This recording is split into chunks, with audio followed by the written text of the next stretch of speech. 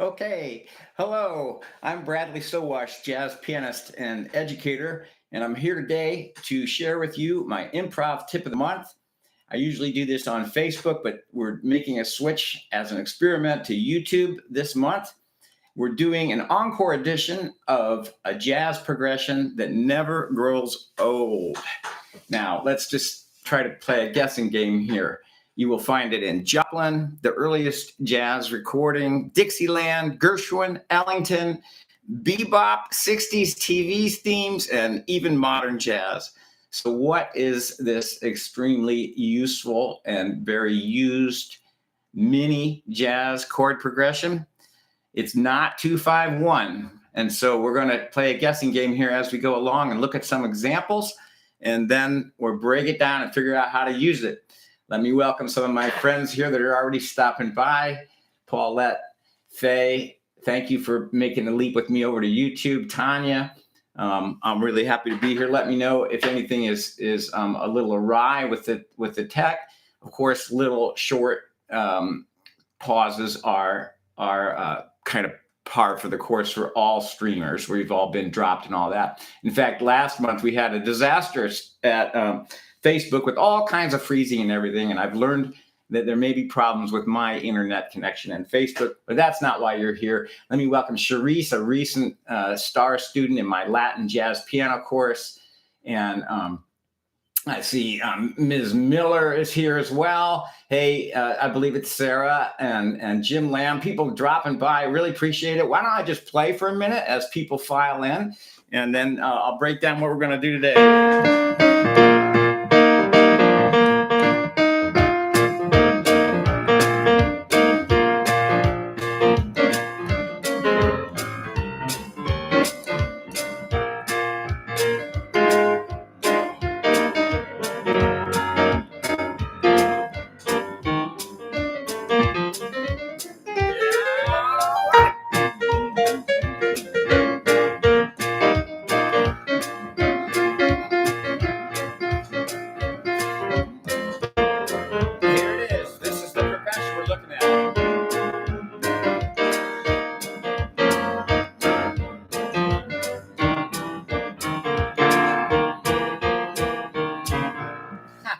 Anyway, I'm just so pleased that we have all kinds of people today.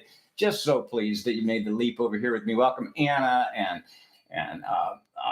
Blair, and thank you for spending a little bit of time with me today. And so we're going to lay out the intro one more time. It's a jazz progression that never grows old. This is the Encore Edition. I did this last month, but I have more to say about it, and I wasn't happy with the production.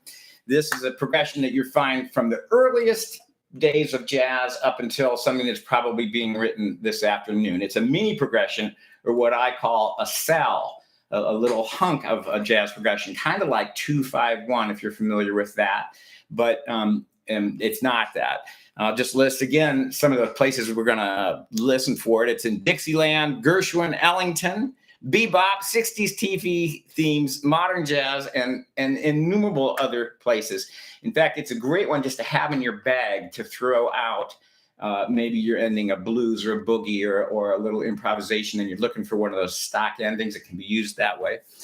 So let's listen to some examples of it first. And for those of you who did attend our last improv tip of the month, I'm going to ask you not to reply on what you think this progression might be in the chat, because it will give it away. So I want the people who are new to this to have a shot at trying to guess it.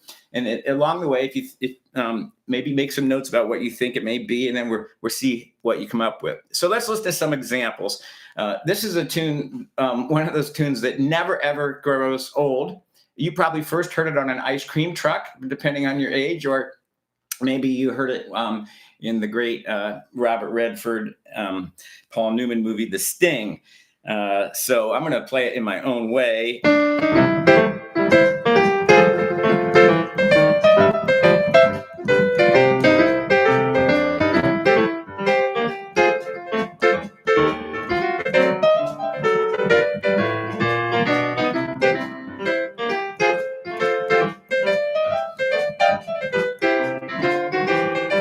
Right here.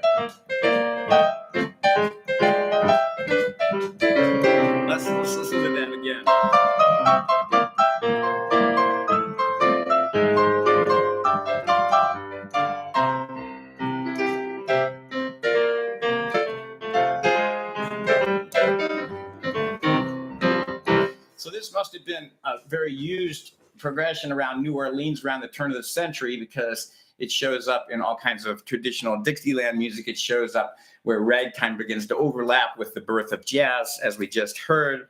Let's listen to some more examples of where this mini progression shows up. In this one, this is actually the earliest jazz recording.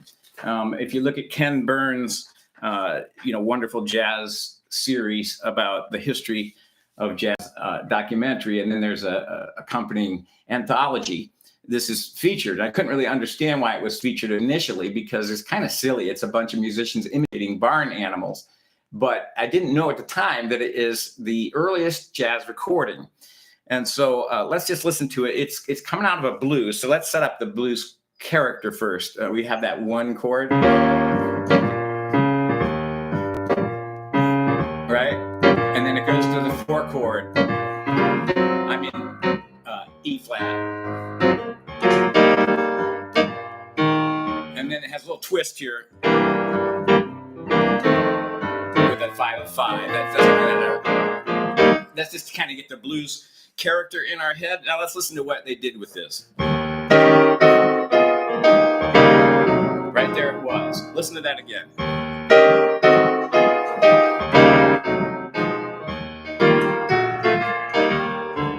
Here's your four chord.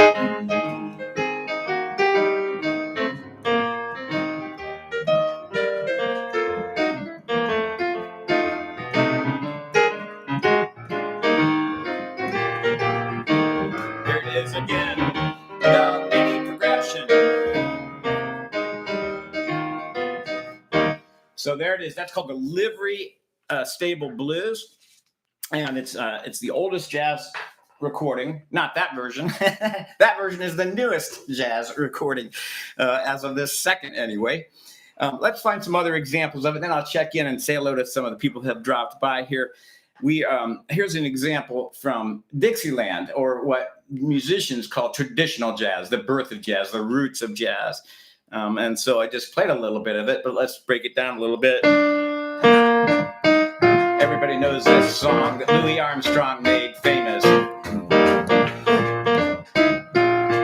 When the Saints Go Marching.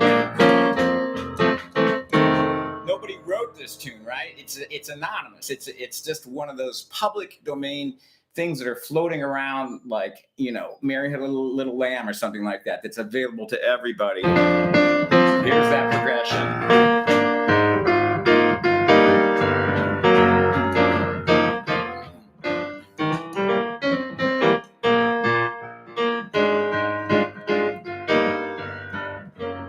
Okay, so there it is in that. Here's another one.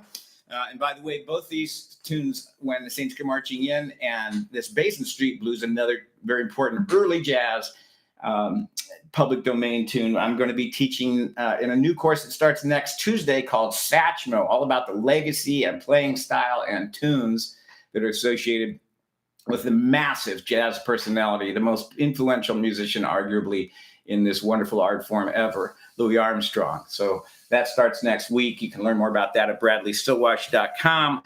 Let's have a listen to this other one. So traditionally, it starts with a single line like that, and then the band comes in.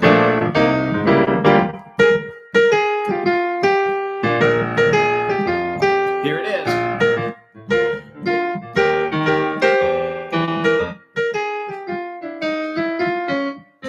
What a great line, right? That is. But let's listen to that part that is I'm referencing today. There's that same mini progression that we hear in early jazz. Let's just jump around now to another use of this tune, which is a Boogie Woogie. You hear this all the time in Boogie Woogie endings. So I'll do kind of playing so much swing music. Maybe we'll do this as a more of a straight ahead rock feel, more like Jerry Lee Lewis.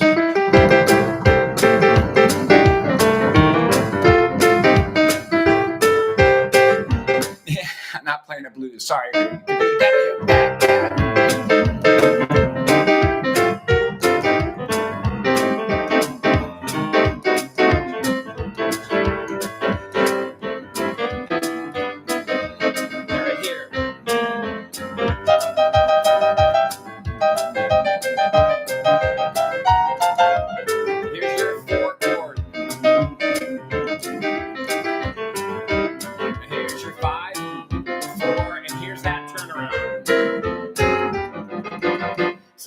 those again. It went by fast.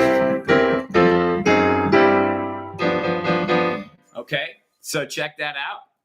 I'll come in and check those comments in just a minute. In fact, let me just do it right now. I just see so many. Diana says, well, I should remember this from last month, but I don't remember the chords. She says, Alice, thanks for stopping by. I found my notes from last month, she said. So she's taking a little bit of a cheat. Don't tell us, though.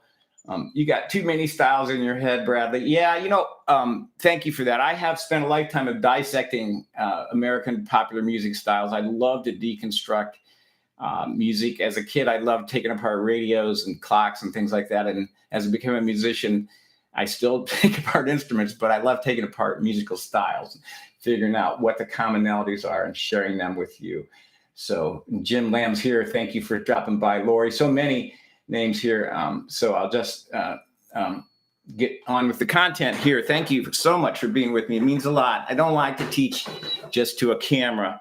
So I like to teach to knowing there are real people behind me. It's just my performing nature, I suppose.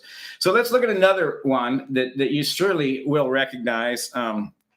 There's a couple of, there's many instances of this in the great American crossover composer, George Gershwin. What I mean by crossover is he really helped bridge the gap between what was essentially a Black American style for a white American audience by bringing jazz licks and influences into the high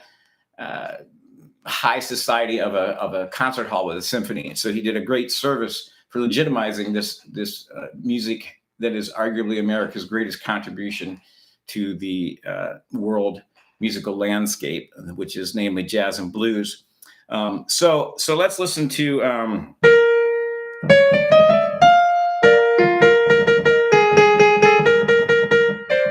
Okay, so it's it's in the Rhapsody in Blue.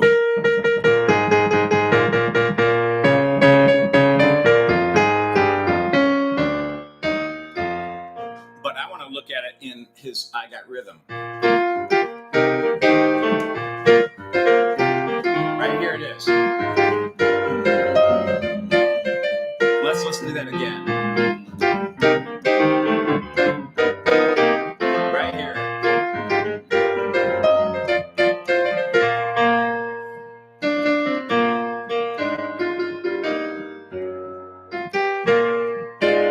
So you can hear, I just referenced When Saints Go Marching In. Gershwin is consciously borrowing from the great jazz tradition with that progression. Here's an example of it in Duke Ellington. There's a stock ending that jazz musicians call the Duke Ellington ending, or just the Ellington ending, in the same key. It sounds like this. But there's a little bass line which goes with that, which implies this same chord progression we're talking about. Let's see.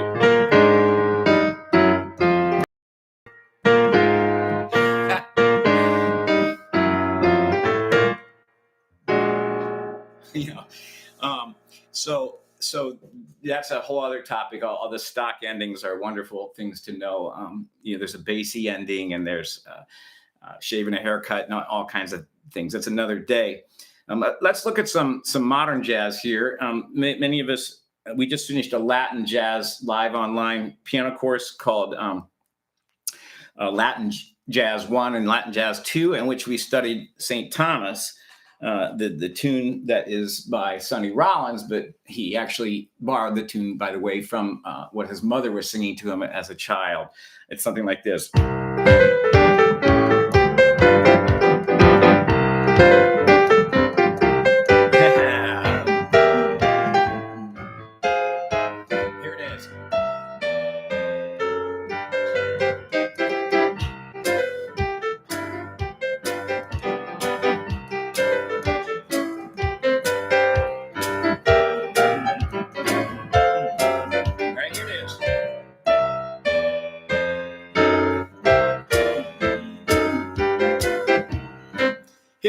In BeBop music, right? So this is Thelonious Monk, who was working with Dizzy Gillespie and Philly Joe Jones and the musicians who were transforming big band popular jazz music to a small ensemble of usually a quintet playing much more complex music. And so here it is in his writing.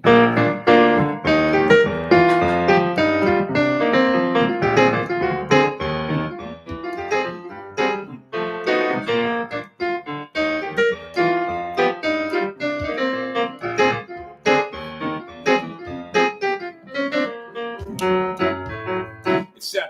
So what Monk does with it, Thelonious Monk, is rather than use it as an ending, he goes right from the get-go and puts a little melody to that.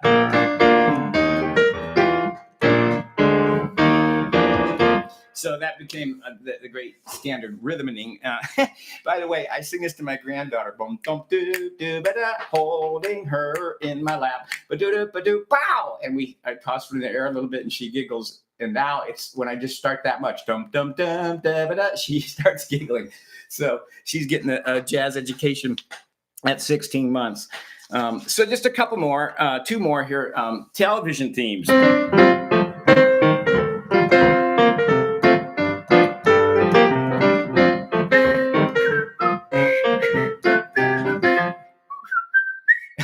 Work on my whistling. So that starts like Monk right from the get-go.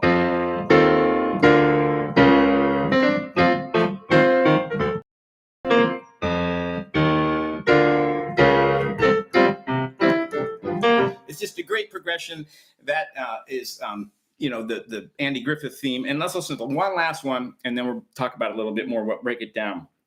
And that is the Flintstones theme. I'll play it a little bit slowly so we can hear it. Right here it is.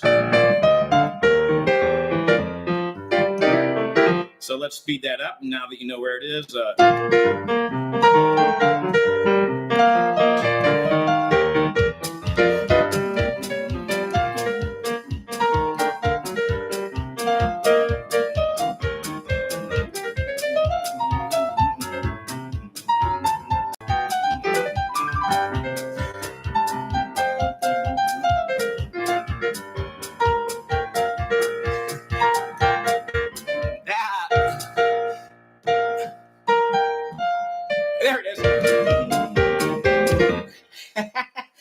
One of the hazards of playing a whole bunch of song snippets or song sippets is that hard to take a chance to get into it. You got to pull that excerpt right out. So excuse me if I mix them up a little bit in my head as I just did there.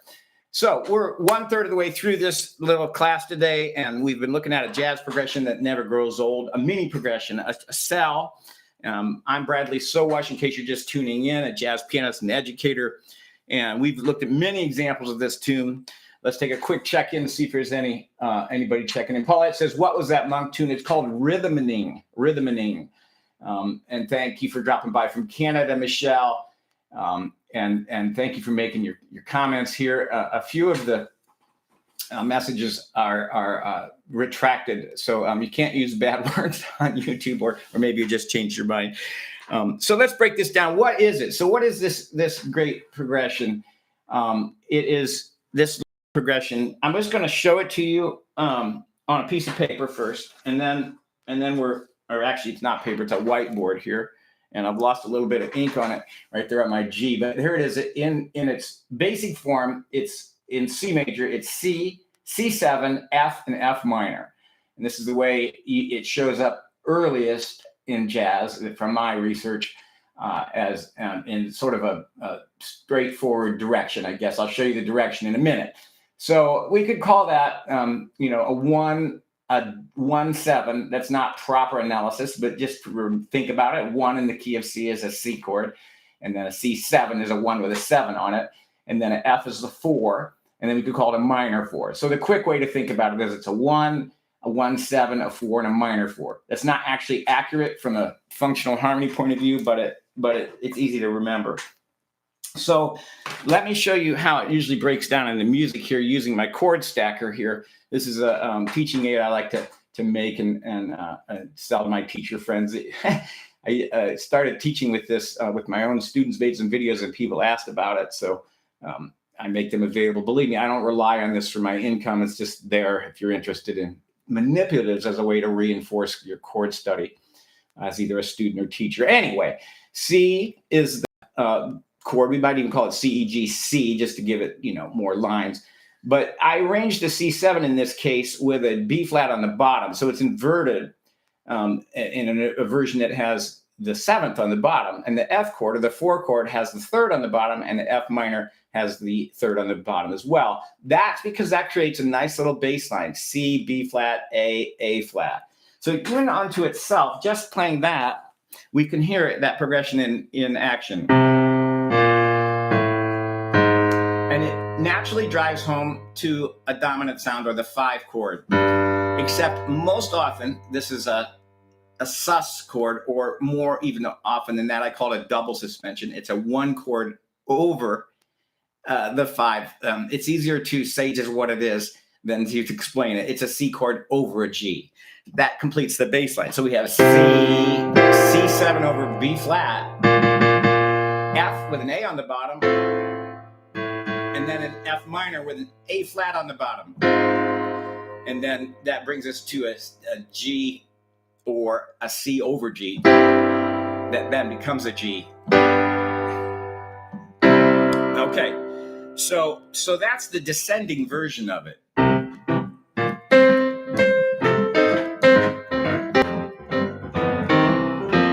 So that the end of that progression, you're all going to have that C over G, G7, C to tag it, to finish it off. And so that's the descending. And there is an ascending version as well. Perhaps you can figure it out. In fact, does somebody want to type it in here in the chat? If you could tell me a way to play those same chords in a rising fashion, what would that look like? I'll give you a chance to work on that while I adjust my little chord stacker here to show you, and then we'll see if we match. So I'll just do it this way here real quick. Let's see. Got an F on the bottom. Oops, I gave something away. And this is a fun thing to have students do and race to do. So in some cases, you can make a little game out of it that way. So while you're thinking, what is the ascending version? How could you make a bass line that rises through those same chords? Just move this down a little bit, and we'll have it on my little chord stack here. I could, and let's take a look and see if anybody got it. All right, what do we got? The bass line is taking a walk this way. Exactly. Yeah, those passing bass tones. I don't see anybody dropping in with the rising version, so I'll just share it with you right now. And it looks like this. Oh, dropped one of these. These are meant to be side, on a table, not being held up. So here it is: a C chord, a C7, but with an E in the bass. Yeah. Miller Music has it, right? Yeah. G, E, F. My brain is still thinking, Anna. I like that you're participating here with me. So here it is, C, and then the C7 has an E in the bass. So that's rising, C, C7. Now the B flat's still there, but it's on top. And then the E brings us to that F. And we could go on to F minor, but to keep the line going, a lot of people will play an F sharp diminished 7 chord. Let's listen to that for a minute.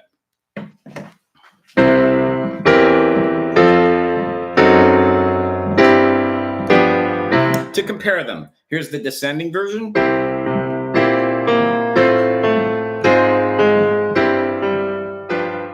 And here's the ascending version.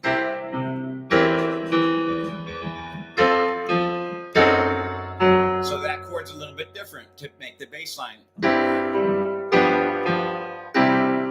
Now, this last chord right here is really an on-the-way chord. It's a chord that is moving to that C over G, or the dominant sound.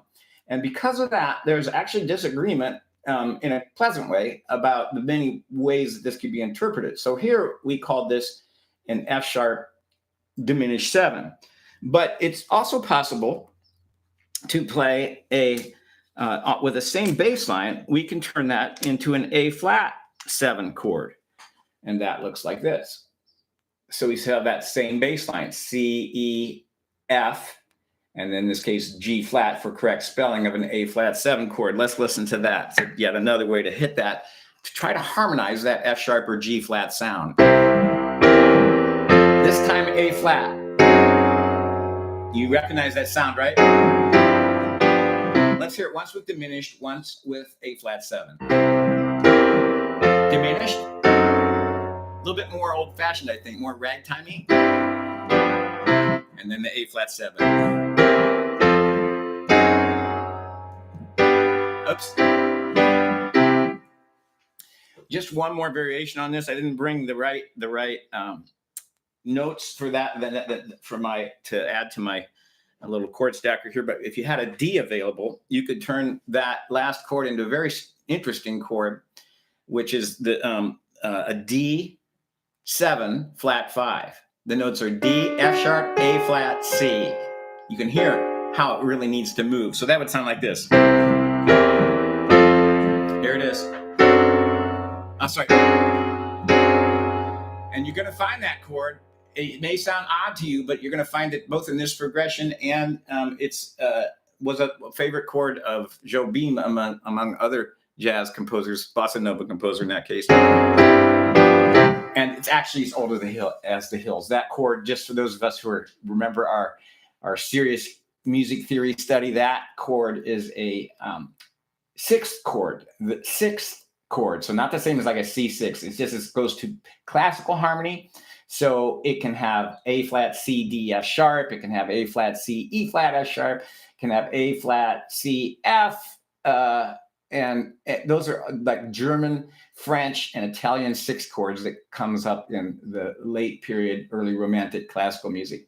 And rightly so, because it's a wonderful way to set up that dominant chord. So it's not really new, but it's super exploited in jazz. I want to show you one more trick. Remember that bass line that ascends, C, E, F, F sharp, G, and we have the descending version, C, B flat, A flat. Well, if you play those together, so I have C, E, F, F sharp on the bottom. Try it now if you're at a piano. C, E, F, F sharp. And on the top, C, B flat, A flat. And you get that crunchy second. Play them together. And sometimes great bass players will exploit that and play both directions at once. Something like this. Where it's the ascending, the descending, ascending, the descending. I don't know if that's easy to follow, but it's just a wonderful thing when a bass player plays that. So that's the gist of the bass lines, and which one you apply is going to be dependent on where you want to get to or what you want to emphasize. And sometimes it's nice to play one in one hand and one in the other. So I could play like C, E, F, F sharp, and on top, way up high, C, B flat, A flat.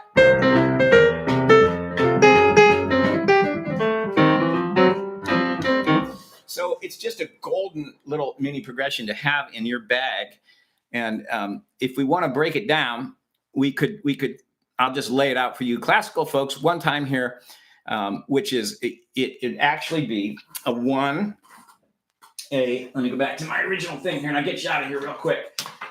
We have the 1 chord. I call this a 174, but it's actually a 5 of 4. That's secondary dominant. This is the dominant chord in the key of F. So it's a 1, 5 of 4, a 4, and then depending on what your direction goes, you could call this a minor 4, a dominant preparation. You could also call it a variation of a 2 chord, D, F, A flat, C. And if we're going the other direction as an A flat 7, you could call it a substitute or a tritone sub for a D7. So this is that challenging chord. And the interesting, because of tension, when you're in a jazz setting, you can play either one or any of those variations and it'll sound okay, because it's by nature a clashy, rubby, dissonant chord that sets up the suspended chord that follows it. So it doesn't matter so much, even if you play something as unlikely as an A flat 7 and the bass player plays an F sharp, it works. Or if you have an F minor and the bass player plays an F sharp, it works. Sorry. You know, you kind of, you hear that rub. So it doesn't make any sense. And I remember as a music school composition graduate that when I came out of, and started playing more and more jazz, I didn't understand how to justify that chord, but it's just an on the way passing chord. And that's what it goes to. So I'm going to leave you here in just a minute. I want to check in real quick. Augmented 6. Oh, those were the days, says Michelle. I know we were tortured in our music theory classes. So I'll just leave you with a couple thoughts on ways to apply this to your playing. I know that theory unto itself is fun to learn about, fun to learn these little gems, nuggets I call them. But one of them is to play them as an introduction. So here we are in the key of C. Let's make that 5 chord an augmented 5 chord. So.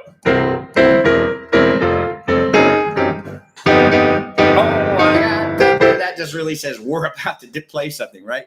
So you can use it like I did with, one beat per chord, but you can also stretch it out.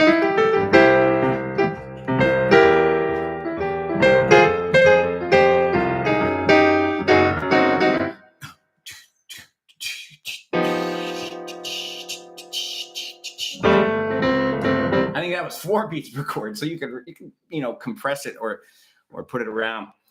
You can also just use it as a turnaround at the end of a tune. So I showed that on the blues. Let's do it with the jazz blues this time.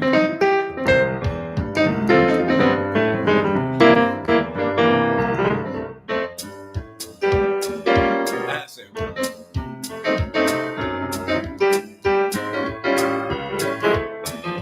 Here we go.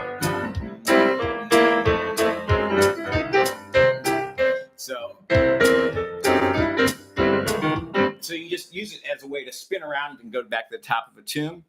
You can use it for great big major key endings. And when you go into halftime on your endings, this is like, I always think of the Radio City Music Hall Rockettes doing their kick. So let's just say, I'm trying to think of a tune. Anyway, we're coming down to the end of the tune. And we're coming out of the ending. It doesn't matter the tune. Let's see.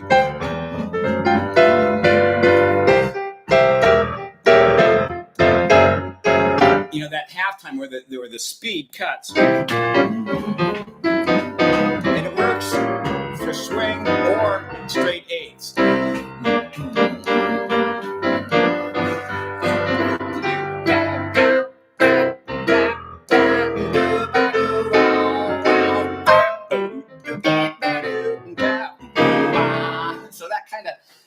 Stretching out the and maybe even putting a 12/8 current under there. I know one of my long-term students here loves 12/8. Can be a way to put a big ending on it, and it works in any style. It doesn't have to be swing. It's just kind of what's in my head today. So I'll take one last look here with your comments or whatever. I'll be interested in your feedback. You can find me on Facebook.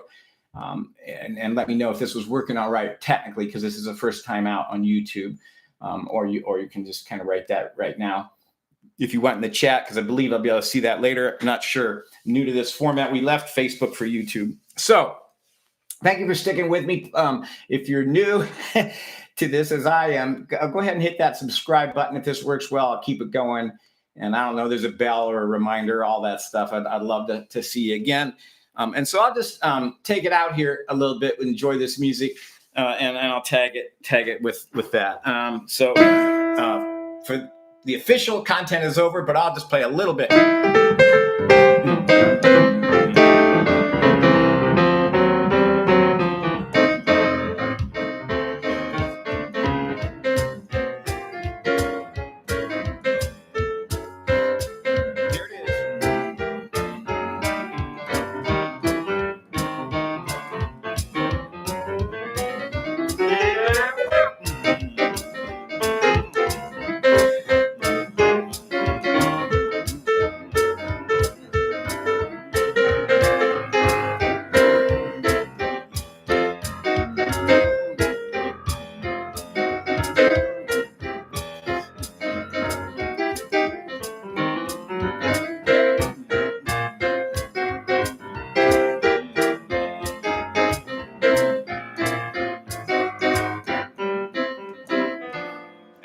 my signature tag.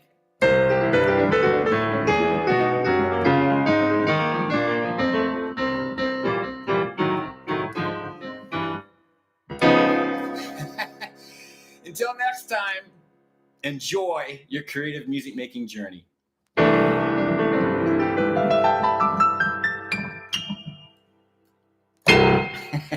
Bye for now.